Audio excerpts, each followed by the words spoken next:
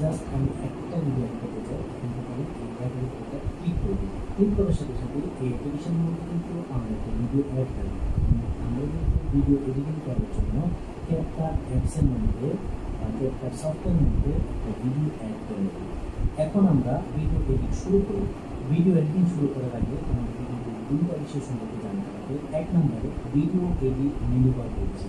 এটা কোন জায়গায় দেখেন, আমাদের ভিডিওটা একদম নিচে এই যে রয়েছে, এখানে একটা লাইন রয়েছে, এই লাইনের মধ্যে কিন্তু অনেকগুলো বিষয় রয়েছে, আর এটা হচ্ছে মেনু বার। তো এই মেনু বারটা সম্পর্কে আমরা বিস্তারিত জানতে চাই। শুরুতে দেখেন এডিট একটা অপশন রয়েছে, এডিট, তারপর হচ্ছে অডিও, তারপর হচ্ছে ট্যাক্স, তারপর হচ্ছে স্টিকার, তারপর হচ্ছে ওভারলি, তারপর হচ্ছে ইফেক্ট, তারপর হচ্ছে ফিল্টার, তারপর হচ্ছে রেশিও, তারপর হচ্ছে ক্যানভাস, তারপর হচ্ছে অ্যাডজাস্টমেন্ট। মানে আমরা ভিডিও এডিট করতে গেলে যে বিষয়গুলো আমরা প্রতিনিয়ত ব্যবহার করবো সেই মেনুবার হচ্ছে এটি, এবং এটার নামগুলো শুধু আমরা জানি না, প্রত্যেক